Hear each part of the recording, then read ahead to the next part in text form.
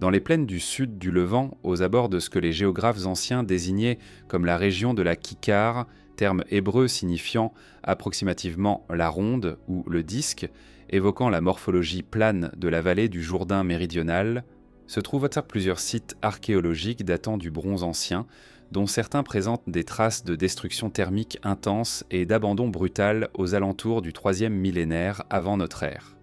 Ces sites, parmi lesquels Tal el-Hammam en Jordanie a fait l'objet d'une attention scientifique considérable ces dernières décennies, sont parfois associés dans la littérature populaire aux villes bibliques de Sodome et Gomorrhe, mentionnées dans la Genèse comme détruites par un feu venu du ciel.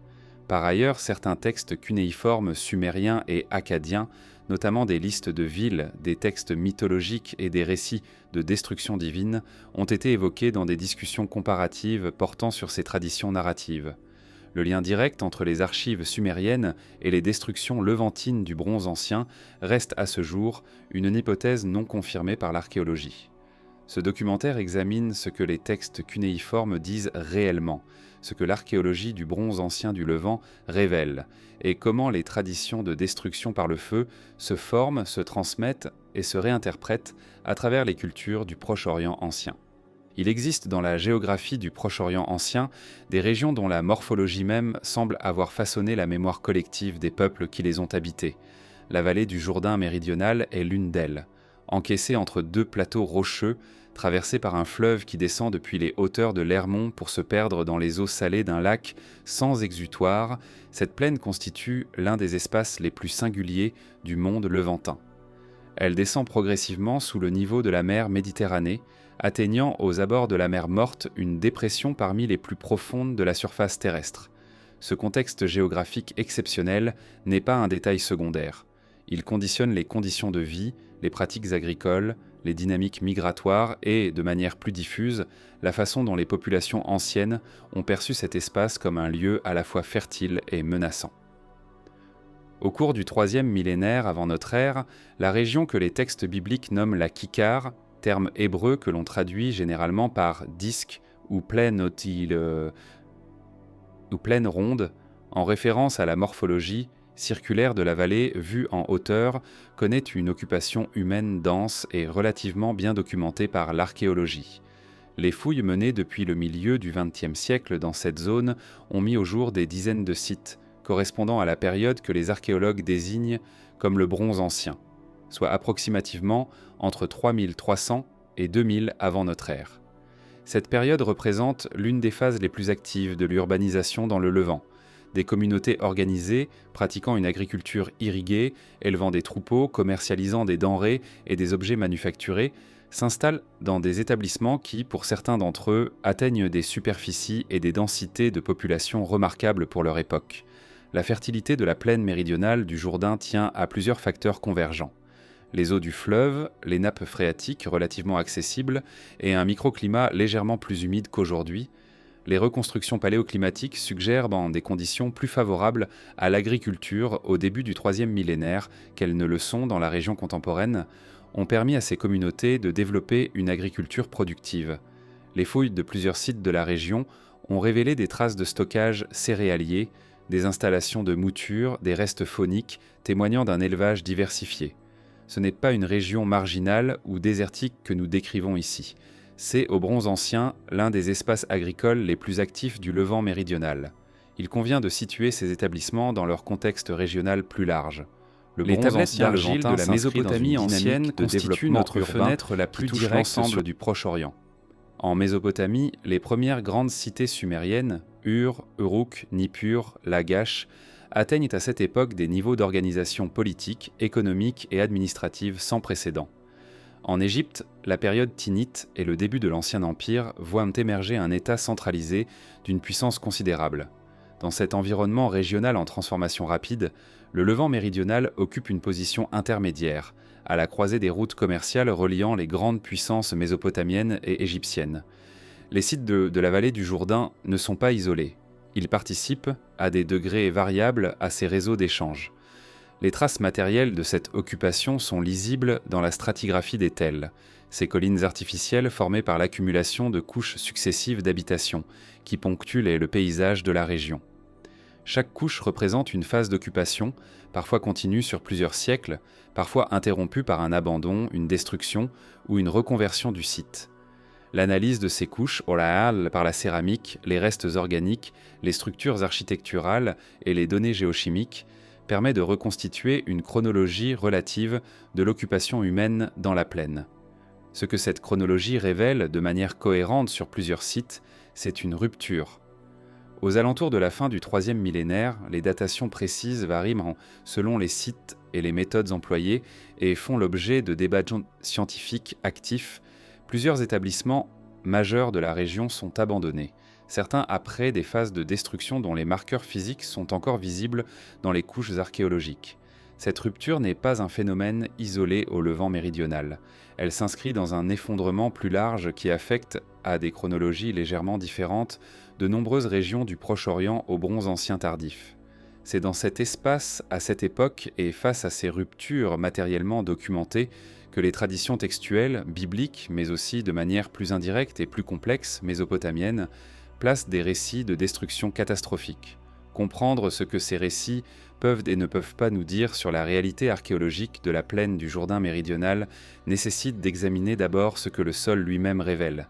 C'est ce sol et les objets qu'il a préservés qui constituent en ce peu le point de départ obligé de toute analyse sérieuse. L'archéologie du Levant méridional repose sur un corpus de sites dont l'exploration s'est considérablement intensifiée au cours des 50 dernières années.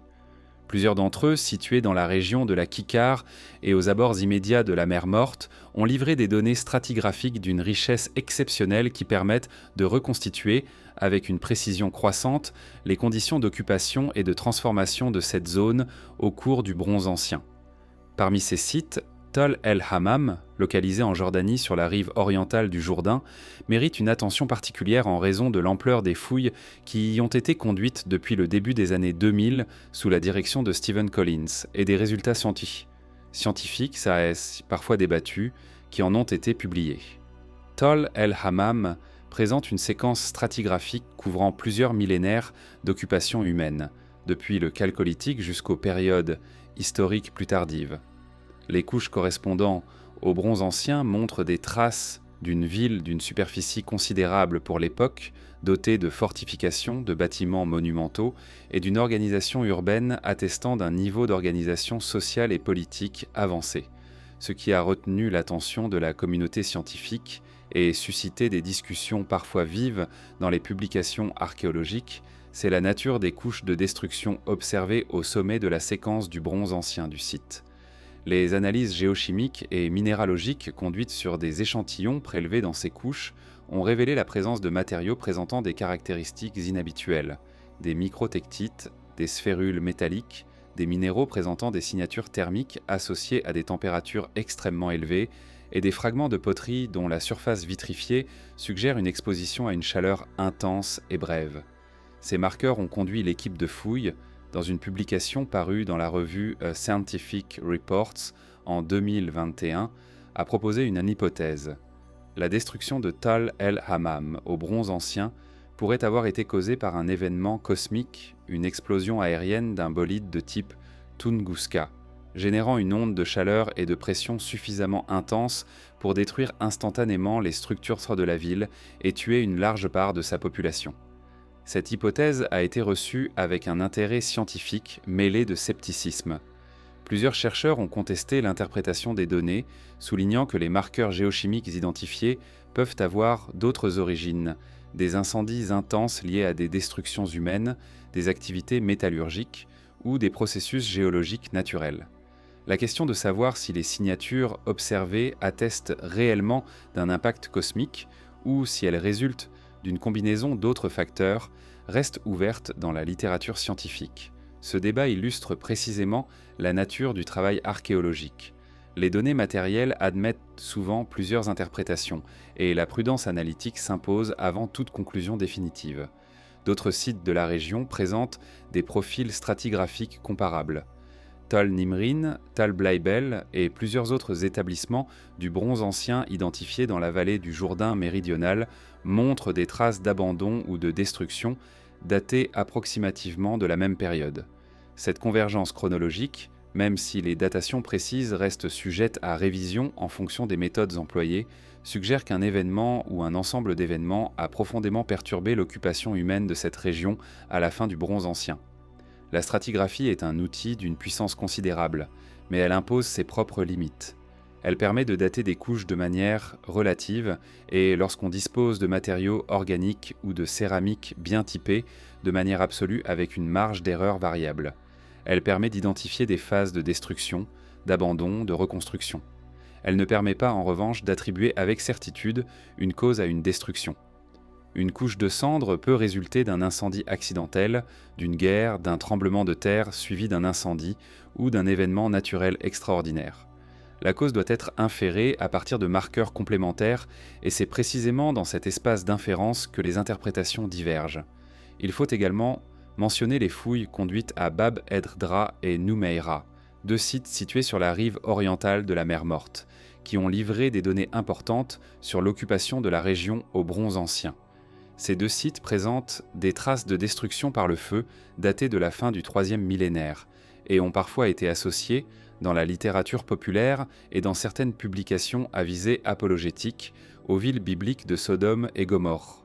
Les archéologues qui ont conduit les fouilles de ces sites ont été généralement prudents quant à cette identification, soulignant que l'association repose sur des arguments géographiques et chronologiques qui restent à contester et que l'archéologie ne peut pas confirmer l'identité d'un site sur la base d'un texte littéraire sans corroboration matérielle indépendante.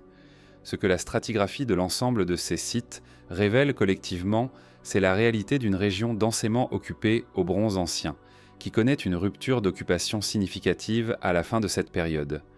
Les causes de cette rupture, qu'elles soient climatiques, politiques, militaires ou liées à un événement naturel exceptionnel, constituent une question archéologique légitime et non résolue. C'est à partir de cette base matérielle que l'analyse des sources textuelles prend tout son sens.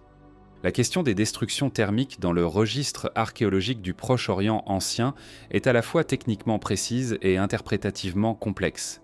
Les traces de feu sont parmi les marqueurs les plus fréquemment rencontrés dans les fouilles de sites du Bronze ancien, et leur présence ne constitue pas en elle-même un fait extraordinaire.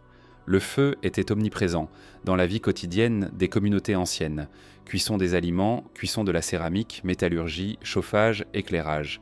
Les destructions violentes par incendie, qu'elles soient le résultat de conflits armés, de accidents ou de pratiques rituelles de destruction délibérée, sont également documentées sur de nombreux sites du Proche-Orient tout au long du IIIe millénaire.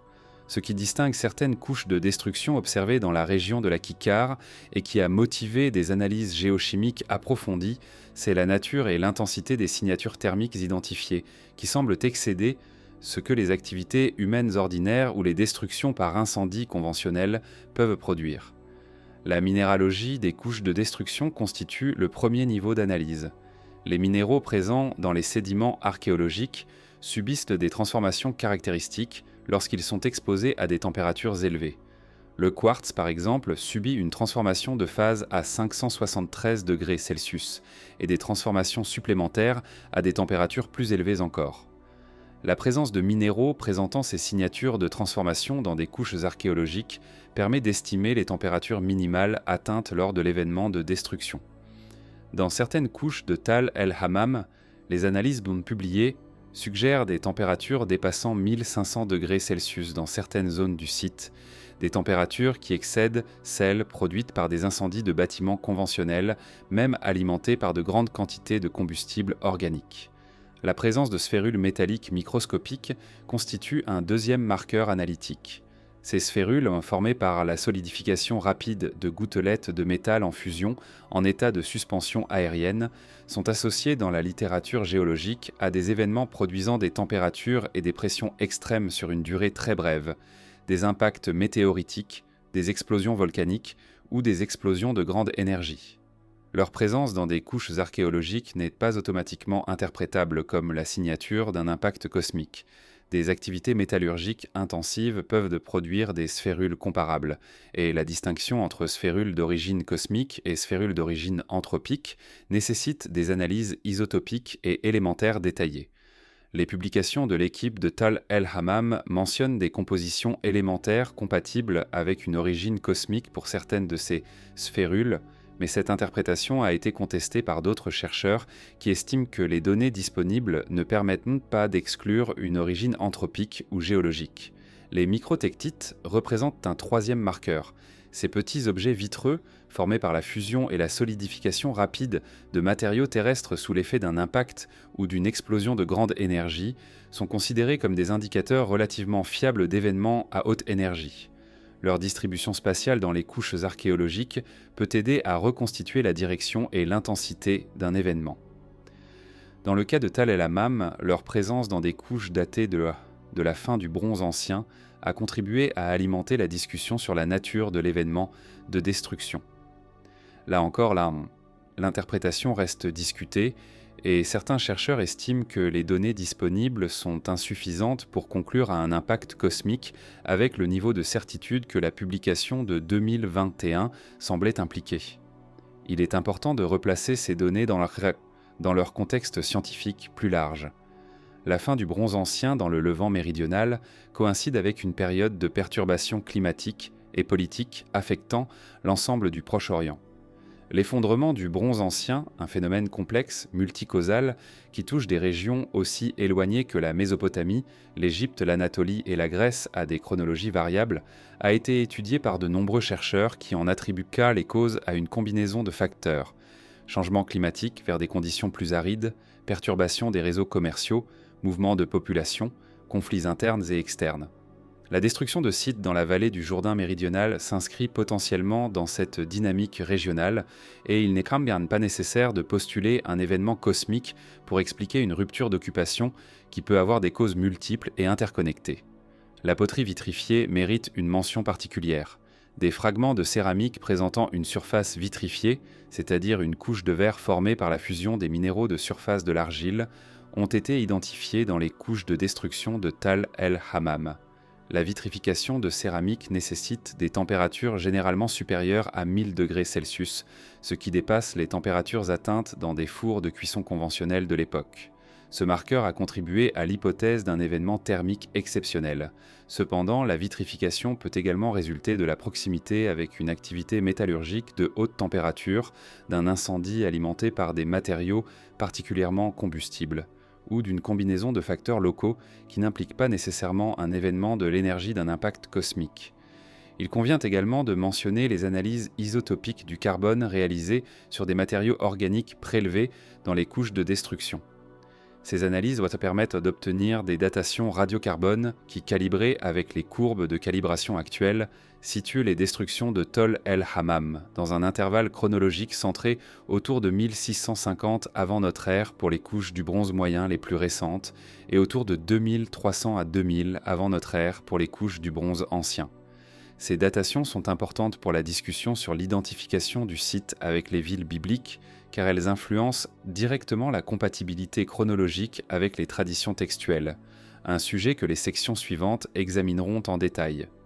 Ce que les données physiques révèlent, en dernière analyse, c'est la réalité d'événements de destruction intense sur plusieurs sites de la région de la Kikar à la fin du IIIe et au début du IIe millénaire avant notre ère.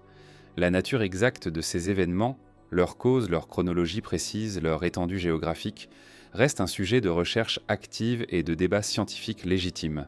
Les marqueurs thermiques sont réels, leur interprétation est ouverte.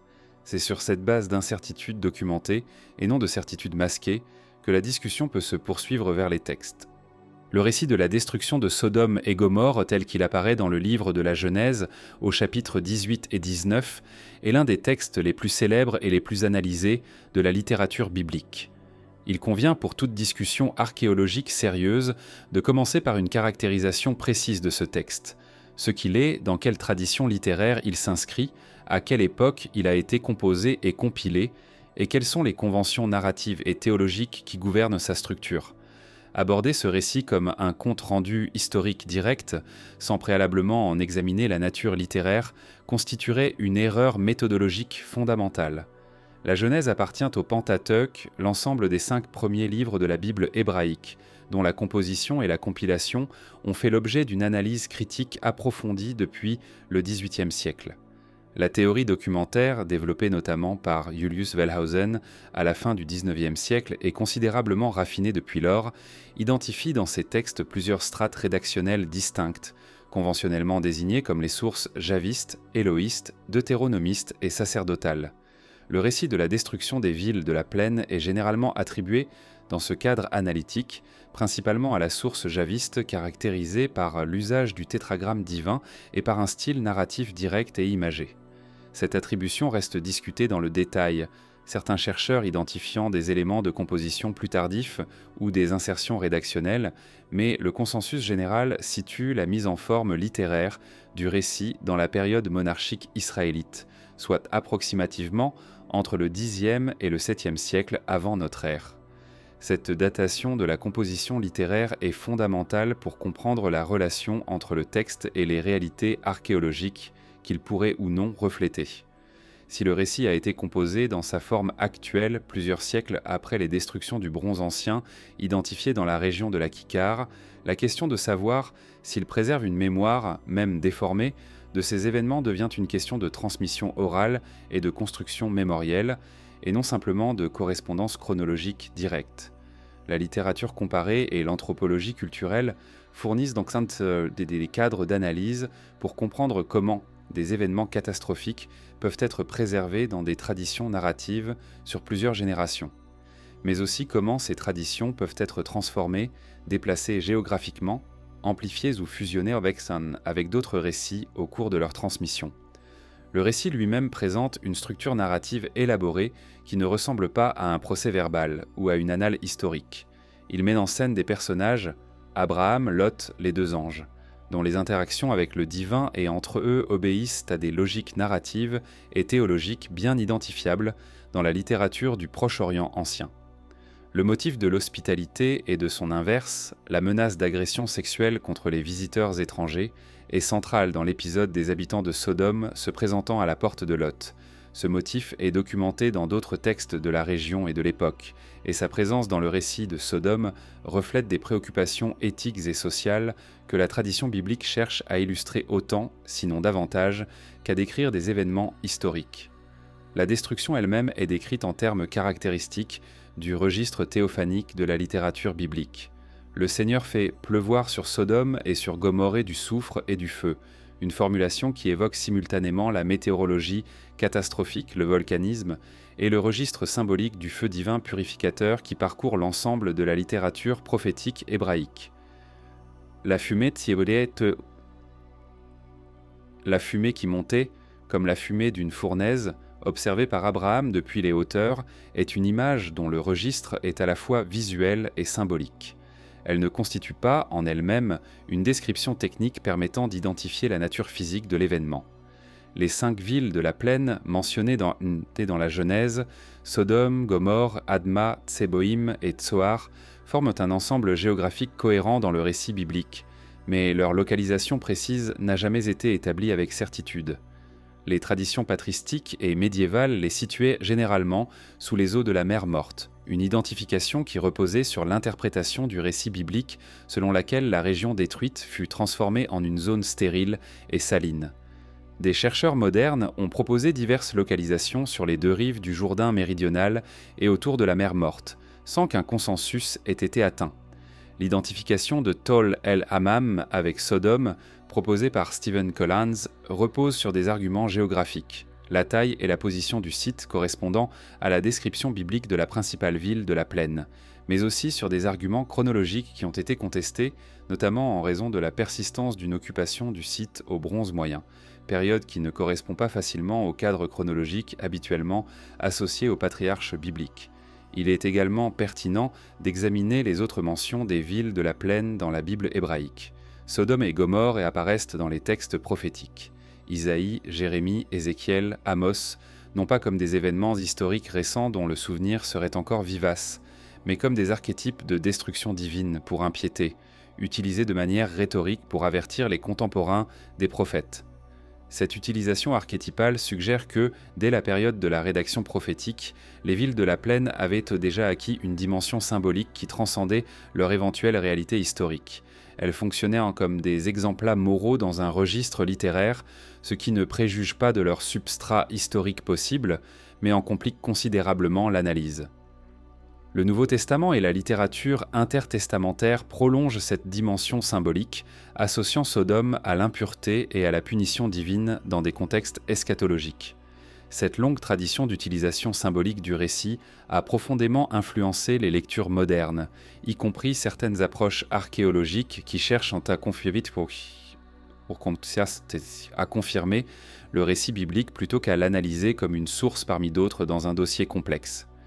Ce que l'analyse littéraire du texte de la Genèse établit, avec une solidité suffisante pour orienter la recherche, c'est que nous sommes face à un récit composé, structuré par des conventions narratives et théologiques précises, transmis dans un contexte de construction identitaire et mémorielle, et dont la relation avec les réalités archéologiques de la vallée du Jourdain méridional ne peut être établie que par une convergence de preuves indépendantes, et non par une lecture littérale dont le texte lui-même, par sa nature, ne garantit pas la pertinence.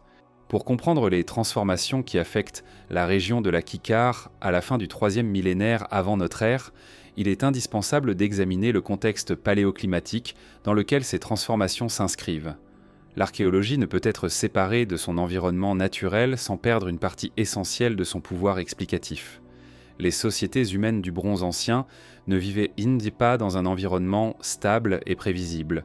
Elles s'adaptaient, avec des succès variables, à des conditions climatiques qui fluctuaient sur des échelles de temps décennales et séculaires, et dont les variations pouvaient avoir des conséquences profondes sur la productivité agricole, la disponibilité de l'eau et la viabilité à long terme des établissements. Les reconstructions paléoclimatiques pour le Proche-Orient au IIIe millénaire avant notre ère reposent sur plusieurs types de données complémentaires. Les carottes de glace prélevées dans les glaciers des régions arctiques et des hautes altitudes enregistrent des variations de la composition isotopique de l'eau qui reflètent les températures atmosphériques globales. Les sédiments lacustres, notamment ceux de la mer Morte elle-même, qui constituent une archive naturelle d'une qualité exceptionnelle pour la région, enregistrent les variations du niveau du lac directement liées aux précipitations dans son bassin versant. Les spéléothèmes, stalactites et stalagmites formés dans des grottes, enregistrent dans leur composition isotopique les variations des précipitations locales avec une résolution temporelle remarquable. L'ensemble de ces données, combinées aux restes palynologiques, pollen fossilisés préservés dans les sédiments, et aux restes fauniques des sites archéologiques, permet de reconstituer les grandes lignes des variations climatiques de la région. Ce que ces reconstructions révèlent, pour la période qui nous intéresse, c'est une tendance générale vers des conditions plus arides, au cours du IIIe millénaire, avec un épisode particulièrement marqué d'aridification centré autour de 2200 avant notre ère. Cet événement, connu dans la littérature paléoclimatique comme l'événement de 4,2 kbp, soit 4200 ans avant le présent, a été identifié dans des données provenant de l'ensemble du Proche-Orient, de la Méditerranée orientale et même de régions aussi éloignées que la Mésopotamie, l'Égypte, l'Indus et l'Asie centrale. Son impact sur les sociétés humaines a été considérable. Il est associé, dans diverses régions, à l'effondrement de structures politiques complexes, à des migrations de populations et à des ruptures dans les traditions céramiques et architecturales. Pour la Mésopotamie, l'événement de 4,2 kbp coïncide approximativement avec la chute de l'empire d'Akkad, l'un des premiers empires de l'histoire humaine, fondé par Sargon d'Akkad et effondré en l'espace de quelques générations. Des études paléoclimatiques ont suggéré que des sécheresses prolongées dans les régions agricoles du nord de la Mésopotamie ont compromis la production alimentaire suffisamment pour déstabiliser une structure politique qui dépendait d'une extraction fiscale importante des surplus agricoles. Cette thèse a été discutée et nuancée. Les historiens insistent à juste titre sur la multiplicité des facteurs d'effondrement politique, mais la dimension climatique est aujourd'hui intégrée dans les explications les plus complètes. Pour l'Égypte, la même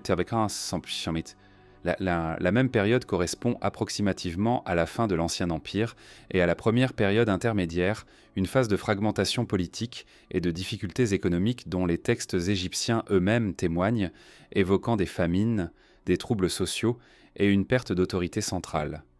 Des études sur les niveaux de crue du Nil, reconstituées à partir de données géologiques et textuelles, suggèrent des déficits de précipitations dans les hauts bassins du Nil pendant cette période, avec des conséquences directes sur la productivité agricole de la vallée nilotique.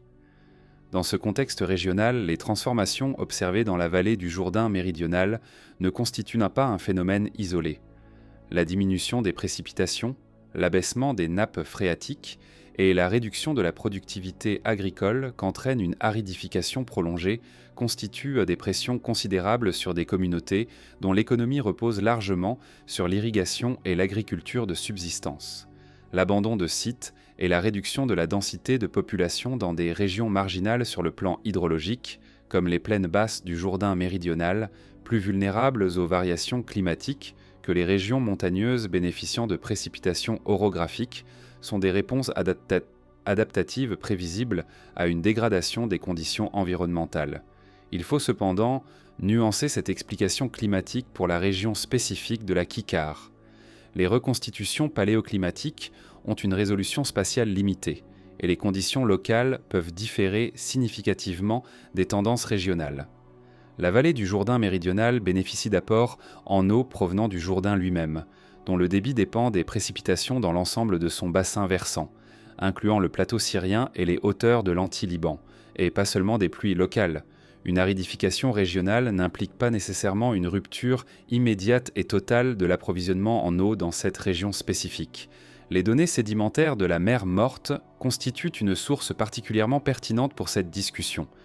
Les variations du niveau de la mer Morte reflètent directement le bilan hydrique de son bassin versant, différence entre les précipitations et l'évaporation, et constituant donc un indicateur direct des conditions climatiques de la région.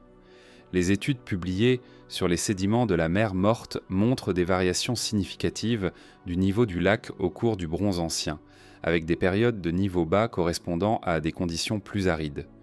Ces variations du niveau du lac ont des implications directes pour les établissements humains installés sur ces rives ou dans les plaines adjacentes, dont les ressources en eau et les conditions agricoles dépendent en partie de la proximité et du niveau de ce lac. La géodynamique de la région joue également un rôle qui ne peut être ignoré. La vallée du Jourdain s'inscrit dans le système de rift du Grand Rift africain, une zone de fracture tectonique active caractérisée par une sismicité significative et, dans certaines zones, par une activité hydrothermale associée à la présence de gaz naturels, notamment du méthane et du sulfure d'hydrogène, dans les sédiments profonds du lac. Des séismes de magnitude significative ont affecté la région à plusieurs reprises dans l'Holocène et leurs effets sur les établissements humains, destruction directe des structures, modification des tracés hydrographiques, déstabilisation des pentes, constituent des facteurs potentiels d'abandon que l'archéologie ne peut pas toujours distinguer clairement des autres causes de destruction. Ce tableau environnemental complexe, aridification régionale, variabilité sismique, fluctuation des ressources en eau, fournit un cadre naturel dans lequel l'abandon et la destruction de sites du Bronze ancien dans la région de la Kikar trouvent une explication cohérente et multifactorielle, sans nécessiter le recours à des événements extraordinaires. Les processus naturels ordinaires, opérant sur des échelles de temps décennales et séculaires, suffisent à rendre compte de transformations que les traditions textuelles ont pu percevoir à travers le filtre de la mémoire collective et de l'élaboration mythologique comme des catastrophes soudaines et totales. La compréhension des destructions de la fin du Bronze ancien dans le Levant méridional nécessite une connaissance précise de la nature et de l'organisation des entités politiques qui occupaient cette région à l'époque concernée. L'utilisation du terme « ville » pour désigner les établissements du Bronze ancien levantin méridional est courante mais potentiellement trompeuse si elle évoque des agglomérations urbaines comparables aux grandes cités mésopotamiennes de la même époque. La réalité archéologique suggère des entités de taille et de complexité variables, dont l'organisation politique et sociale reflète les spécificités d'une région intermédiaire entre les grandes puissances de la Mésopotamie et de l'Égypte. Les données archéologiques disponibles pour les sites du Bronze ancien du Levant méridional montrent des communautés organisées autour de noyaux urbains fortifiés, entourés d'établissements satellites plus petits, des villages et des hameaux agricoles dont la survie économique est liée à l'accès au marché et à la protection offerte par le centre urbain principal. Cette organisation concentrique, documenté sur plusieurs sites de la région, correspond à un modèle politique que les archéologues désignent parfois comme la cité-État, même si ce terme, emprunté au contexte grec classique, ne s'applique qu'approximativement aux réalités du bronze ancien levantin. Les fortifications constituent l'un des éléments architecturaux les plus caractéristiques des sites du bronze ancien du Levant.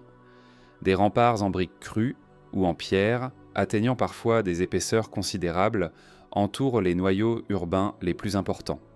Ces fortifications témoignent d'une organisation collective capable de mobiliser des ressources humaines importantes pour des travaux publics de grande envergure, ce qui implique une autorité politique suffisamment développée pour planifier, diriger et financer de tels chantiers. Les remparts ne sont pas seulement des ouvrages défensifs, ils sont aussi des marqueurs visuels de prestige et de statut, signalant aux populations environnantes et aux visiteurs de passage la puissance et la richesse de la communauté qui les a érigés. L'organisation interne des sites du bronze ancien levantin méridional révèle une différenciation fonctionnelle de l'espace urbain. Des zones résidentielles distinctes selon le niveau de richesse des occupants, des bâtiments de stockage collectif témoignant d'une économie redistributive, et dans certains cas des structures interprétées comme des temples ou des espaces cultuels, constituent les principales composantes de cette organisation spatiale. La présence de bâtiments de stockage collectif est particulièrement significative. Elle indique une capacité à accumuler des surplus agricoles, ce qui implique à la fois une production suffisante pour générer ces surplus et une autorité politique capable d'organiser leur collecte et leur redistribution. L'économie de ces cités-États reposait sur une combinaison d'agriculture, d'élevage et de commerce. La position géographique du Levant méridional, à la croisée des routes reliant la Mésopotamie et l'Égypte, offrait des opportunités commerciales dont certains sites ont manifestement tiré parti. La présence de céramiques d'importation et d'objets de prestige provenant de régions éloignées dans les couches du bronze ancien de plusieurs sites de la région témoigne de l'insertion de ces communautés dans des réseaux d'échange à longue distance. Ces réseaux n'étaient pas simplement économiques. Ils véhiculaient aussi des idées, des techniques, des pratiques culturelles et peut-être des récits. La question de la structure politique interne de ces cités-États est plus difficile à résoudre sur la base des données archéologiques disponibles. Les sources écrites directes sont absentes pour le Levant méridional du bronze ancien, contrairement à la Mésopotamie, où les archives cunéiformes fournissent enfin des informations détaillées sur les structures politiques et administratives des cités-États sumériennes. L'organisation politique des établissements levantins doit être inférée à partir des données architecturales, des distributions spatiales des objets et des comparaisons avec des systèmes politiques mieux documentés dans des régions voisines. Les analogies avec les cités-États mésopotamiennes contemporaines sont tentantes mais doivent être maniées avec précaution.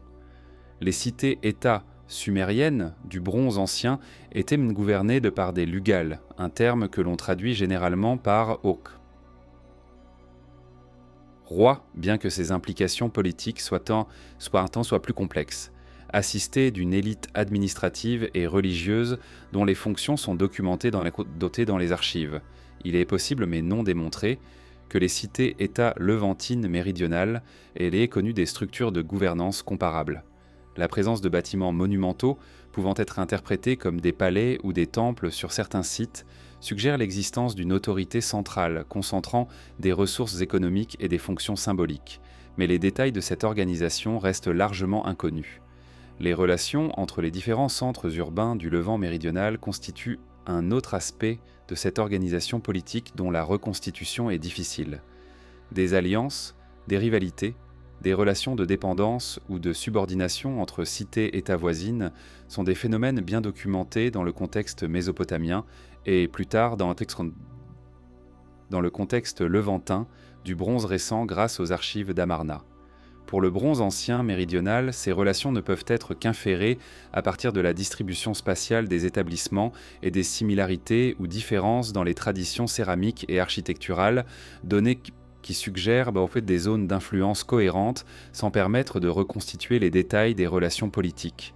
la mention dans la Genèse d'une « bataille des rois » impliquant une coalition de 4 rois contre une coalition de 5 rois comprenant les souverains des villes de la plaine, récit du chapitre 14 souvent associé aux villes de Sodome et Gomorrhe, a parfois été interprété comme le reflet d'une réalité politique du bronze ancien levantin.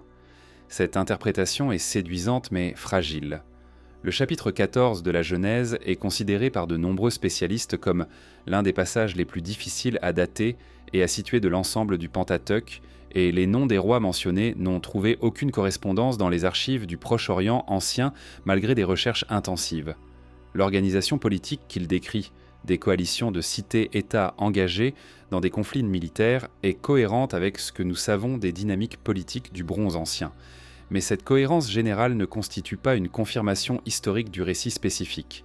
Ce que l'archéologie du Bronze ancien, levantin méridional révèle, en définitive, c'est l'existence de communautés organisées, dotées de structures politiques et économiques suffisamment développées pour ériger des fortifications monumentales, accumuler des surplus et participer à des réseaux commerciaux régionaux. Ces communautés ont disparu ou se sont profondément transformées à la fin du Bronze ancien. Les causes de cette transformation et la question de savoir si les traditions textuelles en ont préservé une mémoire restent au cœur du débat que les sections suivantes continueront d'explorer. L'effondrement des structures urbaines du Bronze ancien dans le Levant méridional ne peut être compris isolément. Il s'inscrit dans un phénomène de dimension régionale, voire interrégionale, qui affecte de nombreuses civilisations du Proche-Orient dans un intervalle de temps relativement court, bien que les chronologies précises varient en dessous d'une région à l'autre et restent sujettes à révision. Comprendre cet effondrement nécessite d'articuler plusieurs niveaux d'analyse. Les données paléoclimatiques, les dynamiques politiques internes et externes, les tensions économiques et les interactions entre ces différents facteurs dans un système complexe dont la fragilité structurelle explique peut-être mieux la vulnérabilité aux perturbations que n'importe quel facteur isolé. La notion d'effondrement mérite elle-même d'être nuancée. Dans la littérature archéologique, le terme désigne généralement une rupture dans la continuité des traditions céramiques, architecturales et funéraires qui caractérisent une période donnée. Une rupture suffisamment marquée pour être visible dans la stratigraphie. Mais cette rupture matérielle ne signifie pas nécessairement une disparition totale des populations concernées. Elle peut refléter des transformations profondes dans les modes d'organisation sociale, économique et politique, accompagnées de migrations partielles, de recomposition identitaire et d'adaptation culturelle. La notion d'effondrement cache souvent, à un examen plus attentif, une transformation complexe dont les acteurs, les populations elles-mêmes, ne disparaissent pas mais se réorganisent différemment. Pour le bronze ancien levantin méridional, les données archéologiques montrent une réduction significative de la densité des sites à la fin de la période, une simplification des traditions céramiques, avec l'émergence de ce que les archéologues désignent comme le Khirbet Kerak-Ware, ou d'autres traditions céramiques marquant une rupture avec les productions antérieures et un abandon de nombreux sites fortifiés. Cette transformation est datée, selon les régions et les méthodes, autour de 2300 à 2000 avant notre ère, avec des variations locales significatives. Elle marque la transition entre le bronze ancien 3 et le bronze ancien 4, ou entre le bronze ancien et le bronze intermédiaire, selon les nomenclatures régionales. Les facteurs climatiques, déjà évoqués dans la section précédente, constituent l'une des composantes de cet effondrement, mais ne suffisent pas à l'expliquer dans sa totalité. Des populations qui ont survécu à des variations climatiques précédentes, parfois comparables en intensité, peuvent être plus vulnérables à une perturbation donnée si elles se trouvent simultanément confrontées à d'autres stress, politiques, économiques ou démographiques. La recherche sur les effondrements civilisationnels a mis en évidence le rôle des systèmes complexes et interdépendants. Plus une société est intégrée dans des réseaux d'échanges et de dépendance mutuelle, plus elle est vulnérable aux perturbations systémiques qui affectent plusieurs nœuds du réseau simultanément. Les tensions internes aux sociétés du bronze ancien levantin constituent un facteur d'effondrement potentiel que les données archéologiques permettent partiellement d'évaluer. Des indices de conflits armés, destruction de fortifications, accumulation d'armes dans des couches de destruction, traces de violence sur des restes humains sont documentés sur plusieurs sites de la région. Ces indices sont difficiles à interpréter sans source textuelle complémentaire. Ils peuvent refléter des conflits entre cités-États voisines, des invasions ou des incursions de populations extérieures, ou des conflits internes à une même communauté. La distinction entre ces scénarios n'est pas toujours possible à partir des données archéologiques seules. Les mouvements de population constituent un autre facteur potentiel. Le Bronze ancien levantin méridional et la période de transition qui lui succède sont caractérisés par l'apparition dans le registre archéologique de traditions matérielles nouvelles qui peuvent refléter l'arrivée de populations apportant avec elles leurs propres traditions céramiques et architecturales. L'interprétation de ces nouvelles traditions, comme indicateur de migration, d'invasion, d'élites nouvelles ou simplement d'une évolution interne des pratiques, est un sujet de débat permanent dans la recherche archéologique. Les mouvements de population peuvent être à la fois une cause et une conséquence des effondrements. Des populations déplacées par une perturbation dans une région peuvent exercer des pressions sur des régions voisines, déclenchant une réaction en chaîne. La perturbation des réseaux commerciaux interrégionaux représente un mécanisme d'effondrement particulièrement pertinent pour le contexte du Bronze ancien proche-oriental. Les cités-États du Levant méridional dépendaient, dit pour certains matériaux essentiels à leur production et à leur prestige, d'importations provenant de régions éloignées. Une perturbation des circuits commerciaux, elle-même pouvant résulter d'effondrements politiques dans les régions productrices ou dans les zones intermédiaires, pouvait avoir des conséquences économiques significatives sur des centres urbains dont la prospérité était partiellement fondée sur ces échanges. La combinaison de ces facteurs, aridification climatique, pression démographique, tensions politiques internes et externes, fragilité des réseaux commerciaux, produit ce que l'on pourrait appeler un effondrement systémique, une situation où plusieurs stress simultanés dépassent la capacité d'adaptation d'une structure sociale et politique, entraînant sa désintégration rapide. Ce modèle d'effondrement systémique est aujourd'hui privilégié par de nombreux archéologues pour expliquer les transitions entre le Bronze ancien et les périodes suivantes dans l'ensemble du Proche-Orient, en lieu et place des explications monocausales qui dominaient les interprétations antérieures. Dans ce cadre d'analyse, la destruction ou l'abandon des sites de la région de la Kikar à la fin du Bronze ancien ne constitue pas un événement isolé ou mystérieux, mais s'inscrit dans une dynamique régionale cohérente et partiellement explicable. Ce qui peut paraître, vu à travers le prisme d'une tradition textuelle transmise sur plusieurs siècles, comme une catastrophe soudaine et totale, une destruction instantanée et complète, correspond peut-être, dans la réalité archéologique, à un processus plus graduel dont les différentes phases ont été condensées et transformées dans la mémoire collective. Cette condensation de processus complexes en récits de catastrophes instantanées est un phénomène bien documenté dans l'anthropologie culturelle. Les sociétés humaines ont tendance à mémoriser les transitions majeures, qu'elles soient politiques, environnementales ou démographiques, comme des événements distincts et datables, dotés d'une cause unique et d'un moment précis, même lorsque la réalité historique est plus diffuse et multifactorielle. Cette tendance à la cristallisation narrative des transitions complexes est elle-même un objet d'étude pertinent pour comprendre comment des événements du Bronze ancien ont pu générer, plusieurs siècles plus tard, des récits de destruction totale par intervention divine. Les archives cunéiformes du Proche-Orient ancien constituent l'un des corpus textuels les plus vastes et les plus diversifiés de l'Antiquité. Réparties sur une période allant du 4e millénaire jusqu'à la fin du 1er millénaire avant notre ère, elles comprennent des textes administratifs, juridiques, économiques, littéraires, mythologiques, astronomiques et médicaux, produits dans des langues multiples, sumérien, akkadien, élamite, hourite, hittite, et conservés sur des tablettes d'argile dont la durabilité physique a permis la préservation jusqu'à nos jours. Pour la question qui nous occupe, le rapport entre ces archives et les traditions de destruction catastrophique du Levant méridional. Il convient d'examiner avec précision quels textes cunéiformes sont réellement pertinents et dans quelle mesure ils peuvent être mis en relation avec les événements archéologiques et les traditions textuelles bibliques. La question posée dans le titre de ce documentaire, les textes sumériens révèlent-ils quelque chose sur la destruction de Sodome et Gomorrhe, appelle une réponse nuancée qui commence par une clarification terminologique. Les textes sumériens désignent les textes rédigés en langue sumérienne, une langue isolée sans parenté établie avec d'autres familles linguistiques connues, qui fut la langue de la civilisation mésopotamienne du 4e au début du 2e millénaire avant notre ère, avant d'être progressivement supplanté par l'akkadien comme langue de communication courante tout en restant une langue de prestige et de savoir jusqu'à des périodes tardives. Les textes sumériens ne constituent donc pas un corpus homogène et daté d'une époque précise, mais un ensemble de documents s'étendant sur plusieurs siècles.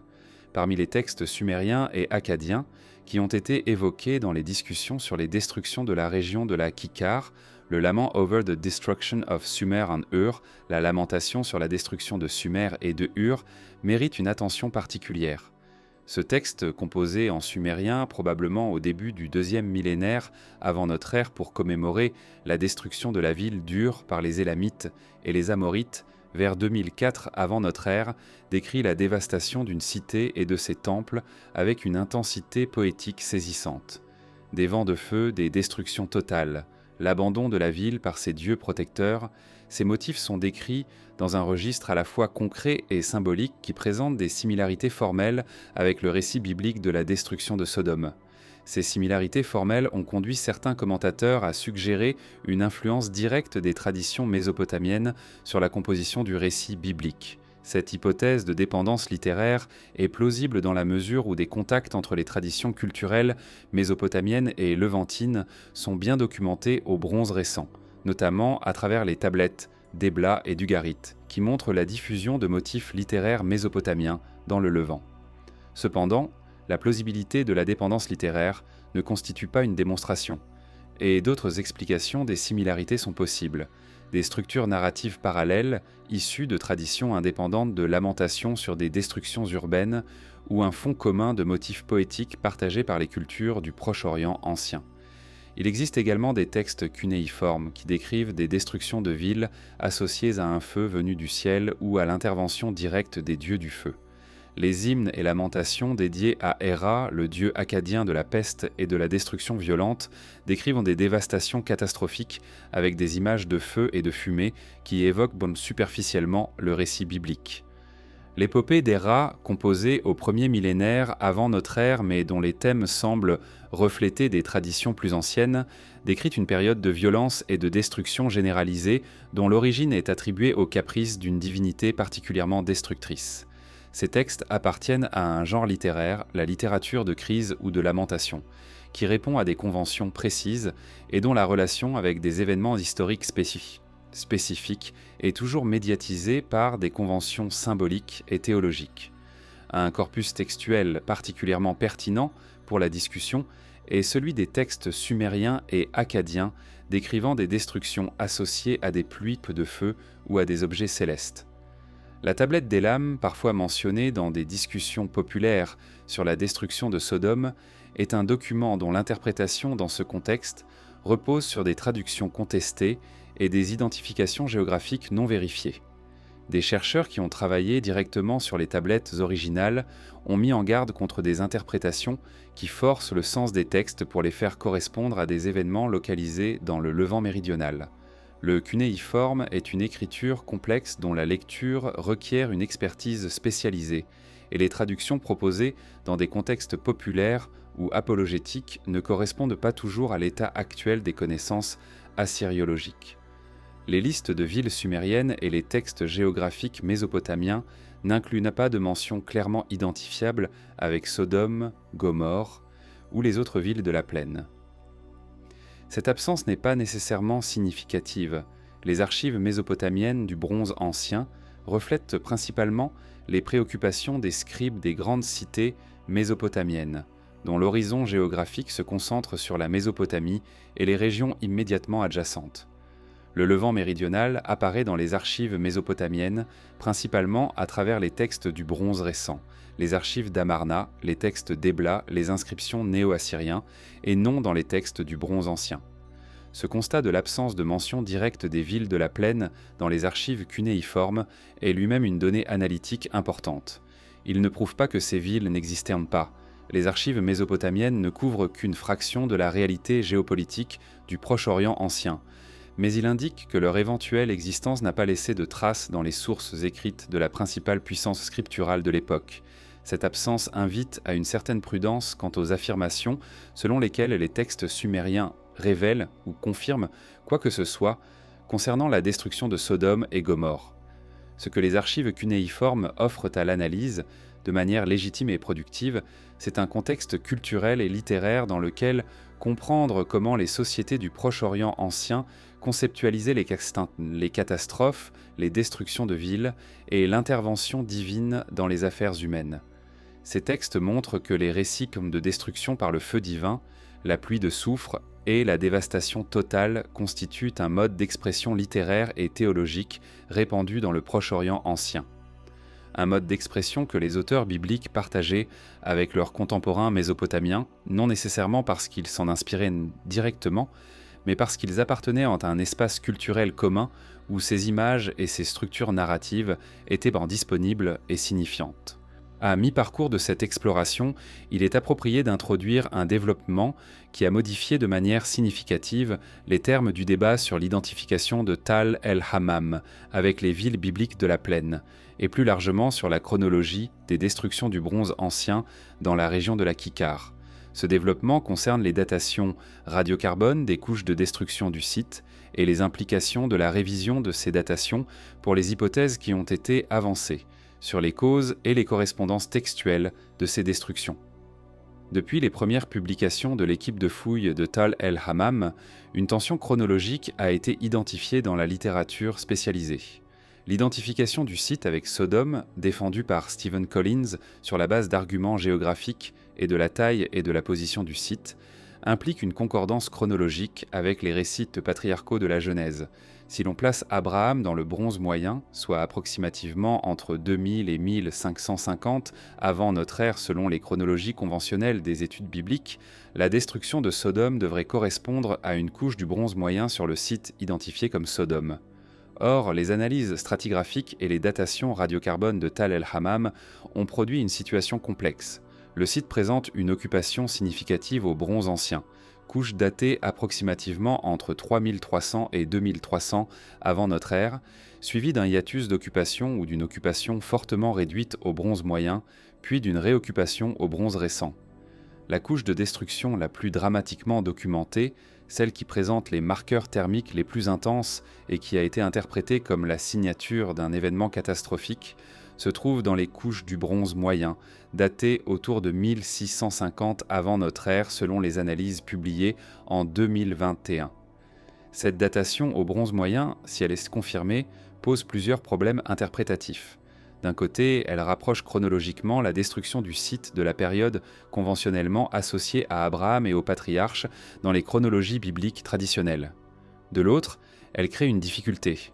Une couche de destruction datée de 1650 avant notre ère correspond, dans le calendrier de l'histoire proche orientale, à la période des Hyksos en Égypte et au bronze moyen tardif dans le Levant, un contexte historique et politique assez différent de celui que les récits patriarcaux de la Genèse semblent décrire. La révision des datations radiocarbone illustre une difficulté récurrente dans l'archéologie du bronze ancien levantin. La calibration des dates radiocarbone pour cette période est compliquée par des fluctuations dans la courbe de calibration qui produisent des plages de dates parfois larges et peu discriminantes.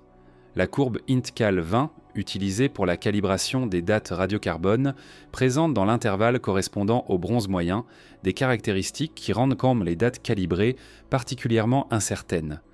Des dates radiocarbone mesurées sur des échantillons contemporains peuvent produire, après calibration, des plages de dates s'étendant sur plusieurs siècles, ce qui limite considérablement la précision des corrélations chronologiques entre couches archéologiques et événements historiques. Cette incertitude chronologique n'est pas une curiosité technique. Elle a des implications directes sur la validité des identifications proposées entre sites archéologiques et villes bibliques. Si la destruction de la couche du bronze moyenne de Tal el-Hammam est datée avec une incertitude de plusieurs siècles, l'affirmation que cette destruction correspond précisément à la destruction de Sodome telle que décrite dans la Genèse ne peut pas être étayée sur la seule base des datations radiocarbone disponibles. Elle nécessiterait des corroborations indépendantes, des inscriptions, des objets identifiables ou des données stratigraphiques supplémentaires qui n'ont pas encore été publiées. La révision des datations a également des implications pour l'hypothèse d'un impact cosmique. Si la destruction est datée de 1650 avant notre ère, elle correspond à une époque pour laquelle les archives textuelles sont relativement abondantes dans d'autres régions du Proche-Orient, notamment en Égypte, où la période correspondante est bien documentée. Or, aucun texte égyptien ou mésopotamien connu ne mentionne un événement cosmique de la magnitude qui aurait été nécessaire pour produire les destructions décrites dans la publication de 2021. L'absence de mention dans des archives contemporaines relativement denses ne constitue pas une preuve négative absolue. Un événement localement dévastateur peut ne pas avoir attiré l'attention des scribes d'une cité éloignée, mais elle constitue un élément que toute hypothèse sur un impact cosmique doit intégrer dans son argumentaire. Un développement plus récent dans la recherche sur Tal el-Hammam concerne les analyses multiproxy qui ont été conduites pour tenter de mieux caractériser la nature de l'événement de destruction. Des équipes indépendantes ont commencé à examiner les échantillons prélevés sur le site avec des méthodologies différentes de celles employées par l'équipe originale, dans l'objectif de vérifier ou d'infirmer les interprétations proposées. Les résultats de ces analyses indépendantes sont partiellement publiés et partiellement en cours d'évaluation. Certains résultats corroborent la présence de marqueurs d'événements à haute température dans les couches de destruction. D'autres questionnent l'interprétation cosmique de ces marqueurs et suggèrent des origines alternatives. Ce processus de vérification scientifique indépendante, caractéristique du fonctionnement normal de la recherche archéologique et géochimique, représente exactement le type de développement qui, dans un domaine aussi chargé de résonance culturelle et religieuse que l'archéologie biblique, permet de progresser vers une compréhension plus robuste en distinguant ce qui est solidement établi de ce qui reste hypothétique. La valeur de ce processus réside précisément dans sa capacité à remettre en question des conclusions trop rapidement tirées, sans pour autant discréditer les données brutes qui ont initialement motivé les hypothèses. Ce point médian dans notre exploration représente donc une invitation à la nuance productive. Les données de Tal el-Hammam sont réelles, les marqueurs thermiques sont documentés, les questions qu'il pose sont légitimes. Mais les réponses à ces questions, la cause de la destruction, son identification avec un récit textuel spécifique, sa place dans une chronologie régionale, restent ouvertes, contestées et en cours d'investigation. C'est dans cet espace d'incertitude documentée et non dans les certitudes prématurées que la popularité médiatique du sujet a parfois produite, que la recherche continue de progresser. L'examen des traditions de destruction par le feu dans le Proche-Orient ancien révèle un paysage culturel d'une richesse considérable, dans lequel le récit biblique de Sodome et Gomorrhe s'inscrit comme l'une des expressions d'un motif narratif largement répandu plutôt que comme un récit isolé sans précédent ni parallèle. Comprendre ce contexte comparatif est essentiel pour évaluer correctement ce que le récit biblique peut nous apprendre et ce qu'il ne peut pas nous apprendre sur des événements historiques spécifiques dans la région de la Kikar. Le motif du feu divin descendu du ciel pour punir une collectivité humaine est l'une des représentations les plus universellement répandues dans les traditions religieuses et mythologiques des cultures du Proche-Orient ancien. Dans le panthéon suméro-akkadien, plusieurs divinités sont étroitement associées au feu dans sa dimension à la fois créatrice et destructrice. Jira ou Djibil, le dieu du feu, est invoqué dans des textes d'exorcisme et des rituels de purification, mais aussi associé à la destruction des ennemis dans des textes militaires et dans des malédictions. Nergal, dieu des enfers et des épidémies, est parfois décrit comme agissant par le feu et la destruction massive. Ces divinités ne sont pas des abstractions théologiques déconnectées de la réalité vécue. Elles reflètent les expériences concrètes des populations avec le feu. Incendies, éruptions volcaniques dans les régions où ces phénomènes sont connus et peut-être, dans certains cas, des phénomènes célestes comme les météorites et les bolides. La littérature de malédiction akkadienne constitue un corpus particulièrement instructif pour comprendre comment les destructions par le feu étaient conceptualisées et invoquées dans le Proche-Orient ancien. Des textes de malédiction rituelle, associés à des traités politiques ou à des actes juridiques, appellent sur les violateurs des contrats des destructions qui incluent des pluies puis de feu, des tempêtes de soufre et des désolations totales, très comparables aux descriptions bibliques de la destruction de Sodome. Ces formules ne décrivant pas des événements passés. Elles projettent enfin des destructions futures sous une forme rituellement codifiée qui emprunte à un répertoire d'images partagé par l'ensemble de la culture proche orientale. La tradition hittite offre un autre parallèle intéressant. Les textes religieux hittites, découverts principalement à Hattusa, l'actuel Bogaskoy en Turquie, incluent des descriptions de destruction de villes par des divinités météorologiques, notamment le dieu de l'orage, figure centrale du panthéon hittite, qui utilise des images de feu et de tempête pour décrire la punition divine de communautés impies ou rebelles. L'influence mutuelle entre les traditions littéraires hittites et celles du Levant au Bronze récent est bien documentée, et ces parallèles illustrent la diffusion de motifs narratifs à travers les réseaux culturels et commerciaux de la région. Le cas de Sodome et Gomorrhe dans la tradition biblique présente cependant une spécificité qui la distingue de ses parallèles mésopotamiens et hittites, la précision géographique relative du récit, qui ancre la destruction dans un lieu identifiable comme la plaine méridionale du Jourdain, et la connexion narrative avec des personnages, Abraham et Lot, dont les récits de vie s'étendent sur plusieurs chapitres de la Genèse, et créent une continuité narrative. Cette spécificité géographique et narrative a alimenté les tentatives d'identification archéologique du site, mais elle peut elle-même être le produit d'un processus de localisation progressif d'un récit de destruction, initialement moins ancré dans une géographie précise. Des traditions de destruction cataclysmique par le feu existent également dans des cultures plus éloignées géographiquement du Levant, mais en contact indirect avec ces traditions.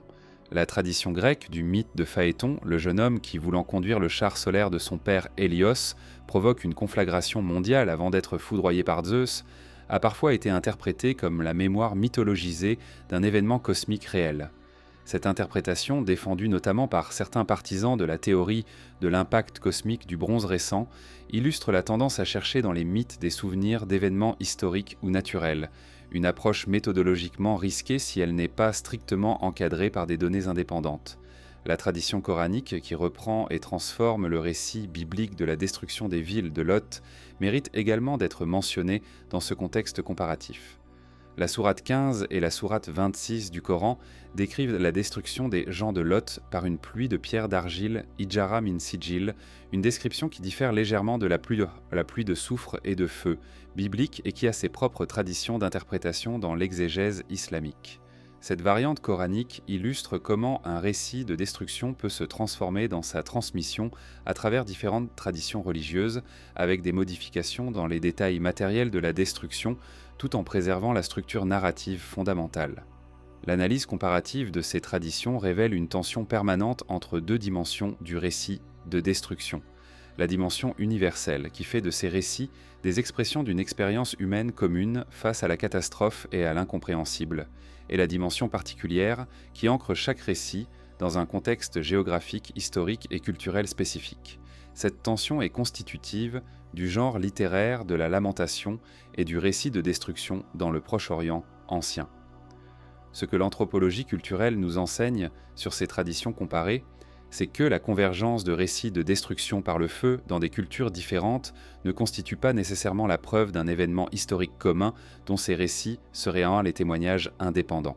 Elle peut refléter des structures narratives universellement disponibles pour conceptualiser la catastrophe, des contacts culturels ayant facilité la diffusion de motifs narratifs ou des réponses parallèles à des types d'expériences, incendies, tremblements de terre, éruptions volcaniques, qui se produisent dans de nombreuses régions.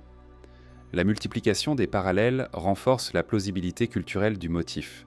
Elle n'établit pas la réalité historique d'un événement unique. La question de savoir comment les sociétés humaines transmettent le souvenir des catastrophes à travers les générations est l'une des plus fascinantes de l'anthropologie culturelle et de l'histoire de la mémoire. Elle est directement pertinente pour notre sujet car elle conditionne la manière dont nous pouvons interpréter le rapport entre les récits textuels, bibliques ou mésopotamiens, et les réalités archéologiques qu'ils pourraient ou non refléter. La mémoire culturelle n'est pas un enregistrement passif des événements passés. C'est un processus actif de construction, de sélection, de transformation et de transmission qui obéit à des logiques propres, distinctes de celles de la documentation historique. Les études sur la mémoire culturelle des catastrophes naturelles ont montré que les populations humaines sont capables de préserver, dans des traditions orales, des informations sur des événements catastrophiques sur des durées remarquablement longues. Des chercheurs australiens ont documenté des traditions orales autochtones décrivant avec précision des changements dans la géographie côtière datant de plusieurs milliers d'années, changements qui correspondent à des élévations du niveau de la mer documentées par la géologie. Ces études suggèrent que dans des conditions favorables, notamment des cultures à forte tradition orale, des événements suffisamment impressionnants pour être durablement mémorisés et une stabilité sociale permettant la transmission intergénérationnelle, des souvenirs d'événements anciens peuvent survivre sous forme transformée dans des traditions narratives. Ces résultats sont fascinants, mais ils doivent être appliqués avec prudence au cas levantin. La transmission d'un souvenir de la fin du Bronze ancien, soit approximativement 2200 à 2000 avant notre ère, jusqu'à la composition littéraire des récits de la Genèse au Xe ou 7e siècle avant notre ère, représente un intervalle d'au moins 8 à 10 siècles de transmission orale, à travers des populations dont les structures sociales et les identités culturelles ont connu des transformations profondes. La probabilité de préservation fidèle d'informations spécifiques sur un événement localisé à travers un tel intervalle est difficile à évaluer, et la nature des transformations que le récit aurait subies au cours de cette transmission est fondamentalement inconnue. La recherche sur la transmission orale des traditions narratives dans le Proche-Orient ancien est éclairante à cet égard.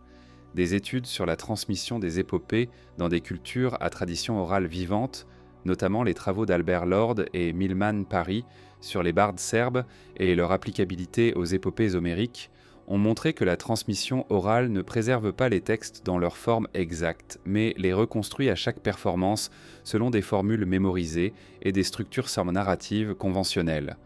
Ce mode de transmission produit des textes qui peuvent préserver des informations historiques réelles, tout en les transformant considérablement, en les fusionnant avec d'autres récits et en les adaptant aux préoccupations narratives et théologiques du moment de la performance. Appliqué au récit de la destruction de Sodome, ce modèle de transmission orale suggère que même si le récit préserve une mémoire d'événements réels dans la région de la Kikar, les détails de la catastrophe, sa nature exacte, sa chronologie précise, les populations affectées, les causes invoquées, auraient été transformés au cours des siècles de transmission au point de ne plus correspondre directement à la réalité archéologique. La pluie de soufre et de feu peut être une métaphore poétique amplifiée d'incendies réels, la destruction instantanée peut être la condensation narrative d'un processus d'abandon graduel sur plusieurs générations. L'intervention divine directe peut être la théologisation d'une catastrophe naturelle dont les causes réelles étaient incompréhensibles pour les contemporains. Cette transformation de la réalité en mythe, ou plus précisément cette mise en forme mythologique d'expériences collectives, n'est pas une déformation arbitraire. Elle répond à des besoins cognitifs et sociaux précis. La nécessité de donner un sens à des événements traumatiques, de les intégrer dans un cadre moral et théologique cohérent et de les transmettre sous une forme mémorisable et transmissible. Les récits de destruction divine répondent à ces besoins en proposant une explication causale, la punition de l'impiété, qui transforme la catastrophe incompréhensible en avertissement moral compréhensible. Le rôle des lieux dans la transmission mémorielle est également important. La présence de ruines visibles, des tels abandonnés, des paysages transformés, des zones de désolation, constitue un ancrage physique pour les récits de destruction.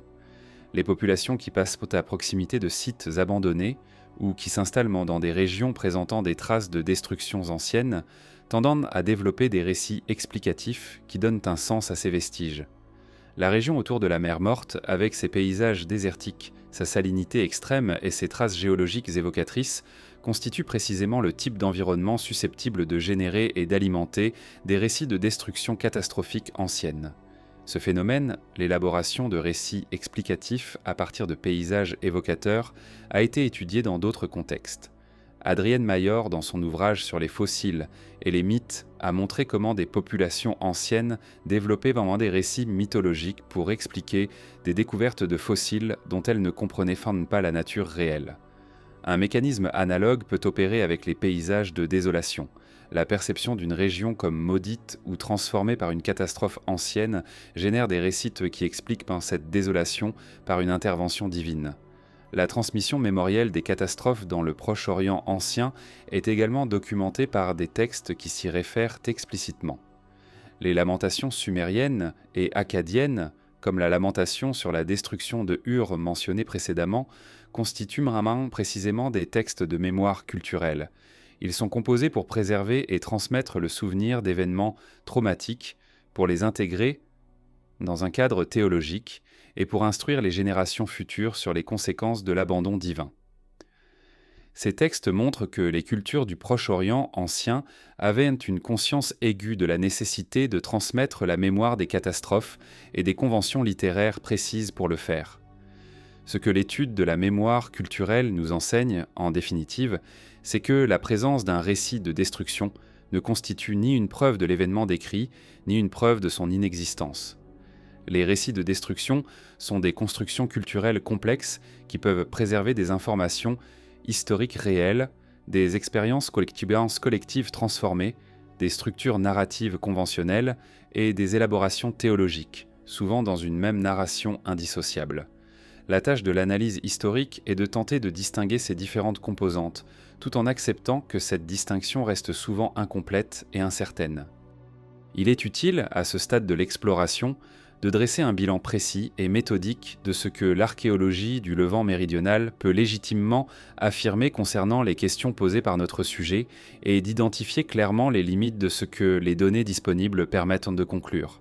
Cette démarche de clarification épistémologique est indispensable dans un domaine où les affirmations trop assertives, dans un sens ou dans l'autre, ont tendance à obscurcir une réalité archéologique dont la richesse et la complexité méritent une présentation honnête.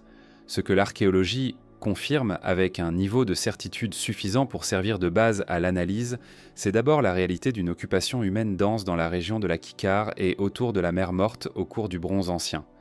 Des dizaines de sites ont été identifiés, fouillés ou sondés, et leur stratigraphie fournit une image cohérente d'une région activement occupée par des communautés organisées pratiquant l'agriculture, l'élevage et le commerce. Cette occupation est documentée de manière indépendante sur plusieurs sites, ce qui lui confère une robustesse que ne possède pas une observation isolée. Ce que l'archéologie confirme également, c'est une rupture significative dans cette occupation à la fin du Bronze ancien. Les couches correspondant à cette rupture, manifestées par des abandons de sites, des horizons de destruction et des transformations dans les traditions céramiques et architecturales, sont documentées sur plusieurs sites de la région et s'inscrivent dans un contexte régional plus large d'instabilité et de transformation. Cette rupture est un fait archéologique établi, même si ses causes précises et sa chronologie exacte restent des questions ouvertes. Ce que l'archéologie confirme, dans le cas spécifique de Tal el-Hammam, c'est la présence de marqueurs géochimiques et minéralogiques inhabituels dans les couches de destruction, incluant des sphérules métalliques, des fragments vitrifiés et des signatures thermiques suggérant des températures élevées. Ces marqueurs sont des données physiques réelles publiées dans une revue à comité de lecture et vérifiables par des analyses indépendantes. Ils constituent des données légitimes qui justifient des investigations supplémentaires et des débats scientifiques sur leur interprétation. Ce que l'archéologie ne confirme pas à Samnon, c'est d'abord l'identification de Tal el-Hammam avec Sodome. Et cette identification y repose sur des arguments géographiques et de taille relative qui sont plausibles mais non décisifs, et sur une chronologie qui présente des difficultés reconnues même par certains membres de l'équipe de fouilles. En l'absence de découverte d'une inscription mentionnant le nom de la ville ou d'une correspondance précise et documentée avec d'autres données historiques, cette identification reste une hypothèse intéressante et travaillée, mais une hypothèse. Ce que l'archéologie ne confirme pas non plus, c'est la nature cosmique de l'événement de destruction. L'hypothèse d'un impact de bolide ou d'une explosion aérienne est cohérente avec certaines des données publiées, mais elle n'est pas la seule interprétation possible de ces données, et des chercheurs compétents dans les domaines concernés ont proposé des interprétations alternatives. La science fonctionne par la convergence de multiples lignes de preuves et par le processus de vérification indépendante. Tant que ces processus n'ont pas produit un consensus suffisamment large, l'hypothèse cosmique doit être présentée comme telle, une hypothèse en cours d'évaluation, et non comme une conclusion établie. Ce que l'archéologie ne peut pas faire, fondamentalement, c'est valider ou invalider un texte religieux.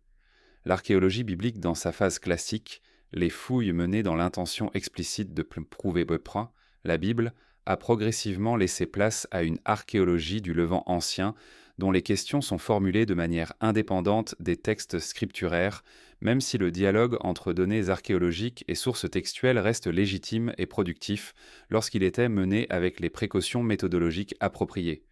L'idée qu'une destruction archéologique pourrait confirmer le récit de Sodome implique une relation de dépendance entre l'archéologie et le texte qui est méthodologiquement problématique. Elle suppose que le texte décrit un événement historique spécifique, que cet événement a laissé des traces archéologiques identifiables, et que ces traces peuvent être reconnues comme telles sans circularité. Un ensemble de suppositions dont chacune est discutable. Ce que l'archéologie peut faire, en revanche, c'est fournir un contexte historique et environnemental dans lequel les traditions textuelles prennent un sens nouveau et plus nuancé.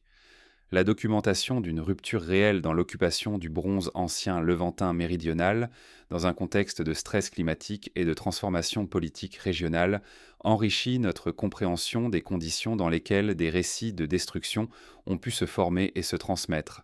Elle ne valide pas ces récits dans leurs détails, elle les rend historiquement plausibles comme réponse culturelle à des expériences de collectifs documentées. La question des restes humains est également pertinente dans ce bilan. Des analyses ostéologiques conduites sur des restes humains, prélevés dans des contextes funéraires du bronze ancien levantin méridional, ont fourni des informations sur la paléodémographie, l'alimentation et, dans certains cas, sur les causes de la mort des populations de la région. Ces données ne montrent pas de traces de violences massives ou d'événements catastrophiques isolés dans la plupart des contextes examinés, ce qui est cohérent avec un modèle d'effondrement progressif plutôt qu'instantané. Les exceptions, comme les traces de violence identifiées sur certains individus, sont cohérentes avec des conflits sporadiques et ne constituant pas la signature d'une catastrophe unique de dimension régionale. Le bilan archéologique est donc celui-ci. Une région réellement occupée, une rupture réelle documentée, des marqueurs physiques inhabituels sur au moins un site majeur et un ensemble d'hypothèses interprétatives en cours d'évaluation par la communauté scientifique. Ce bilan est en lui-même une base d'analyse substantielle et productive. Il ne nécessite pas d'être amplifié par des affirmations prématurées pour être intellectuellement intéressant. La réalité archéologique telle qu'elle est pose des questions suffisamment riches pour alimenter des décennies de recherche et de discussion. La fascination contemporaine pour les connexions entre archéologie et textes bibliques reflète des dynamiques culturelles et intellectuelles qui méritent d'être examinées dans leur propre droit, indépendamment de la valeur des données empiriques qui les alimentent. Comprendre pourquoi des hypothèses comme celle d'un impact cosmique à Tal el-Hammam suscitent un intérêt public considérable et comment cet intérêt influence les pratiques de communication scientifique et parfois la recherche elle-même est une composante nécessaire d'une analyse honnête du sujet. La tentation du littéralisme biblique dans l'archéologie a une longue histoire. Dès le XIXe siècle, des explorateurs et des archéologues motivés par des convictions religieuses ou par une fascination pour la confirmation des textes scripturaires ont entrepris des fouilles dans le Levant avec l'espoir de retrouver les vestiges des villes et des événements mentionnés dans la Bible. Cette démarche a parfois produit des découvertes archéologiques importantes. Les fouilles de Heinrich Schliemann à Troyes et à Mycène, motivées par une conviction dans la réalité historique des épopées homériques, ont révélé des civilisations réelles dont l'importance est indéniable. Mais elle a aussi produit des erreurs d'interprétation significatives lorsque l'enthousiasme pour la confirmation textuelle a conduit à forcer des correspondances entre données archéologiques et récits littéraires. Dans le contexte contemporain, le dossier de Tal el-Hammam illustre de manière presque paradigmatique les tensions entre la recherche archéologique rigoureuse et les pressions de la communication publique.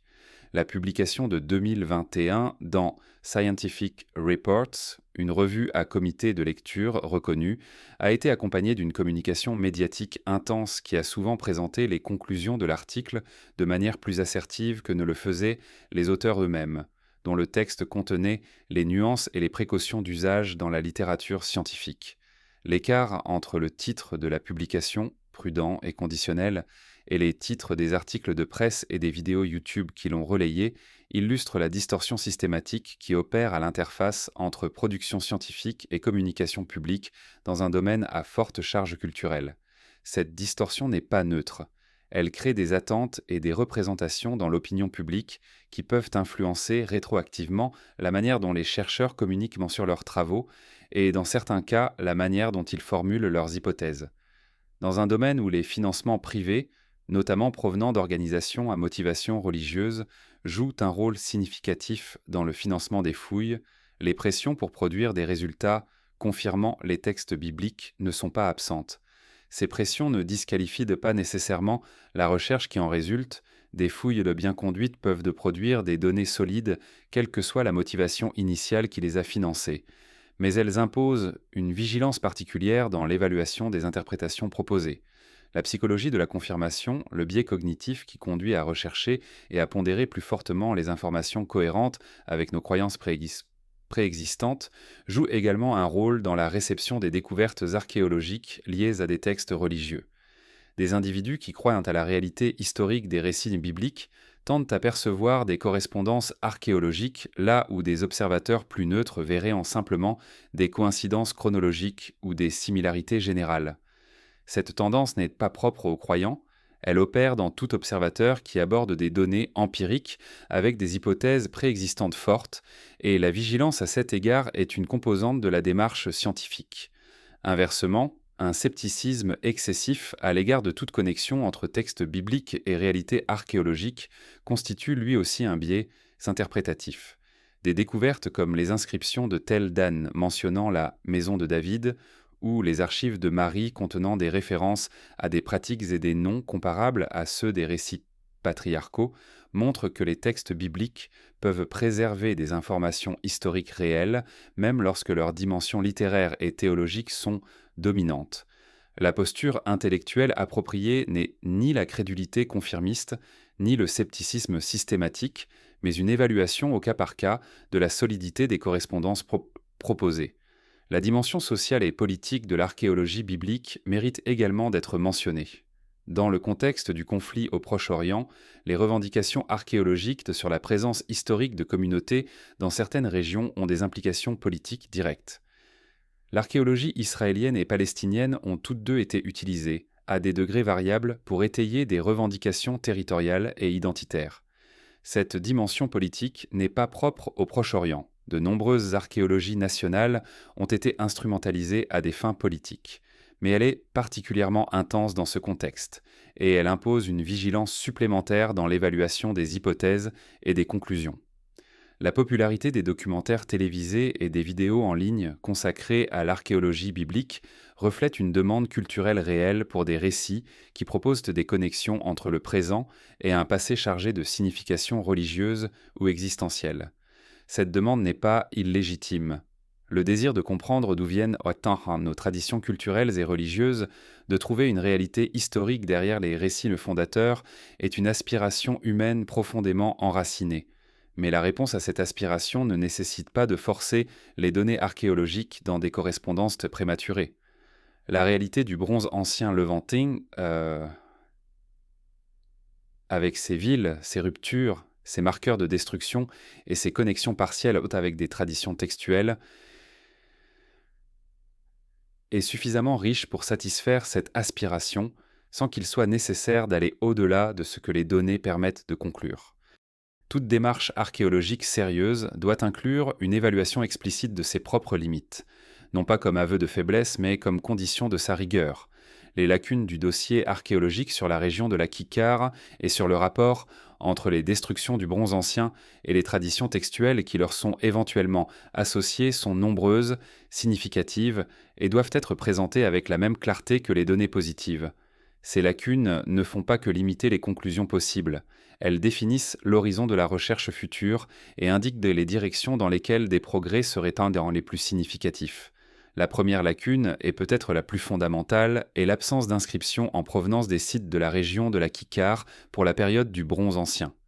Si l'un des sites fouillés dans la région de la mer Morte avait livré une inscription mentionnant le nom de la ville, une pratique courante dans les archives mésopotamiennes et égyptiennes de la même époque mais nettement moins répandue dans le Levant du Bronze ancien, les discussions sur l'identification de ces sites avec les villes bibliques reposeraient sur une base infiniment plus solide.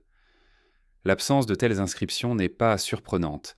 Les traditions d'enregistrement écrit étaient nettement moins développées dans le Levant méridional du Bronze ancien qu'en Mésopotamie, mais elles constituent une lacune irrémédiable pour les questions d'identification. La deuxième lacune concerne l'étendue des fouilles dans la région. Malgré les travaux importants conduits sur plusieurs sites, la vaste majorité de la zone géographique correspondant à la plaine méridionale du Jourdain reste non fouillée ou insuffisamment explorée. Des prospections de surface ont permis d'identifier de nombreux sites dont la stratigraphie reste inconnue. Il est possible, et statistiquement probable, que des sites significatifs pour la compréhension du bronze ancien de la région n'aient pas encore été fouillés ou n'aient en effet l'objet que de sondages limités. Les conclusions tirées de l'état actuel des fouilles reflètent donc un état partiel de la documentation archéologique, susceptible d'être modifiée par des fouilles futures. La troisième lacune est méthodologique et concerne la résolution temporelle des datations disponibles. Comme évoqué précédemment, les incertitudes associées aux datations radiocarbone pour la période du bronze ancien, en raison des caractéristiques de la courbe de calibration, produisent des plages de dates qui peuvent s'étendre sur plusieurs siècles.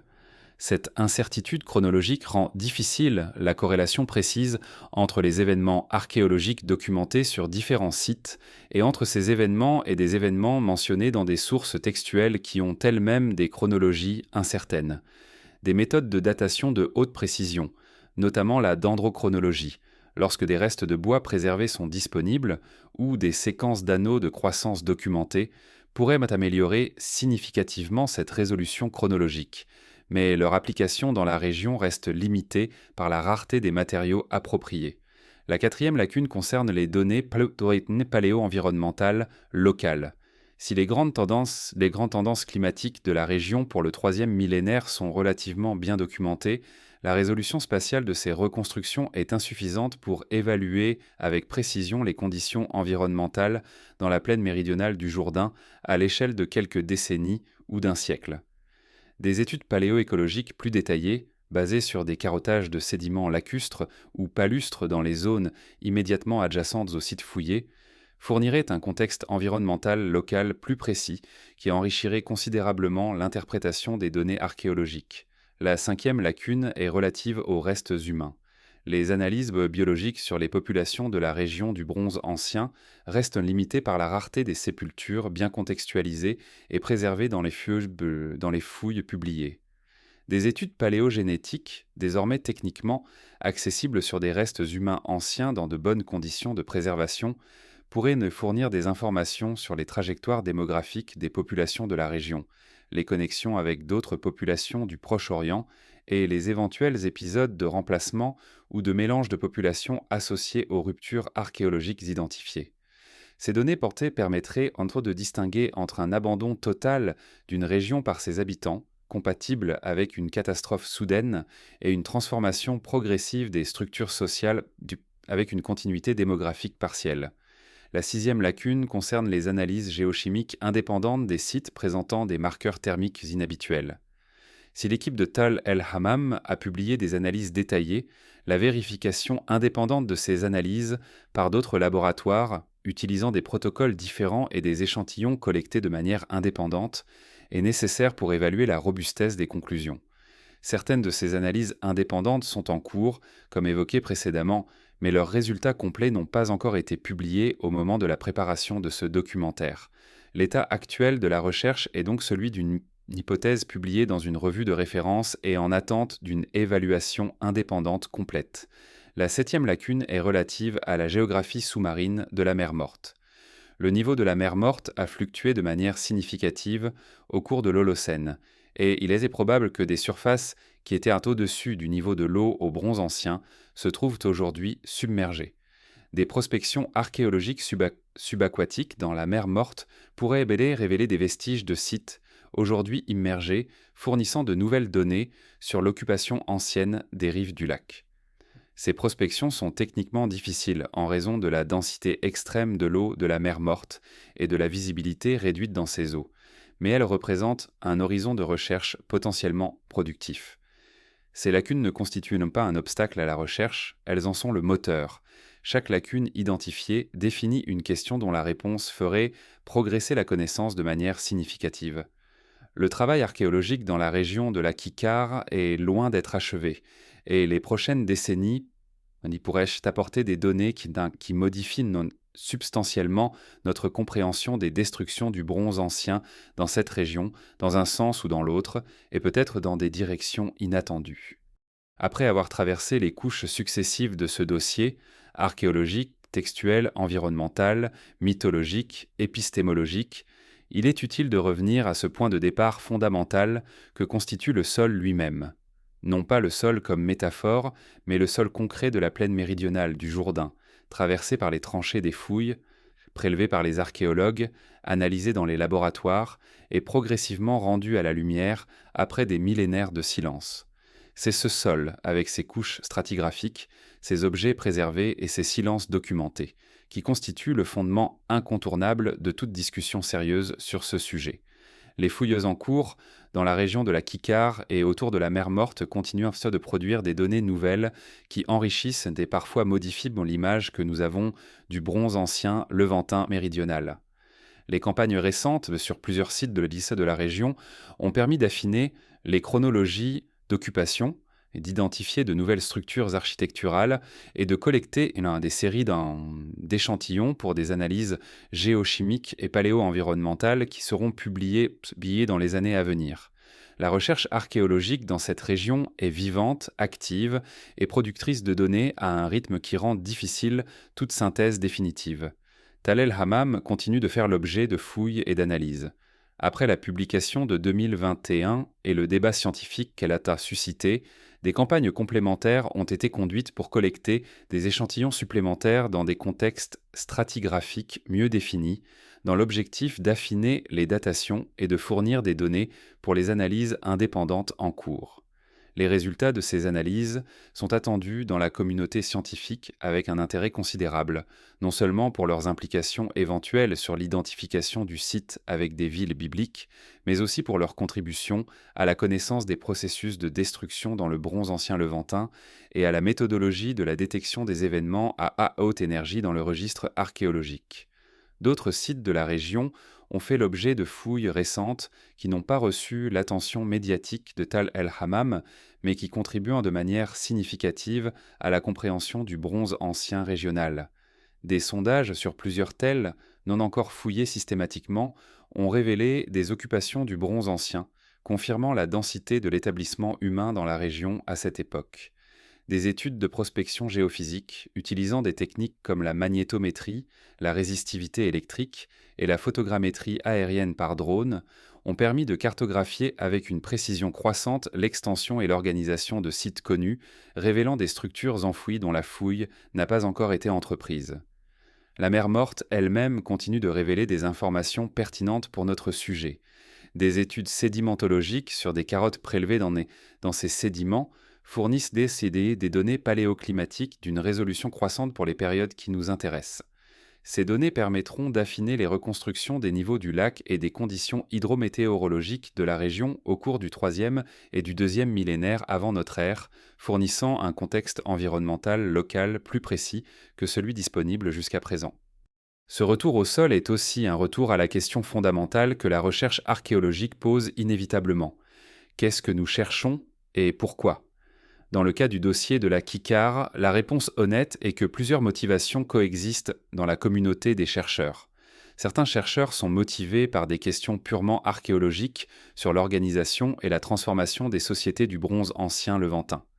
D'autres sont motivés par des questions sur les rapports entre textes religieux et réalités historiques.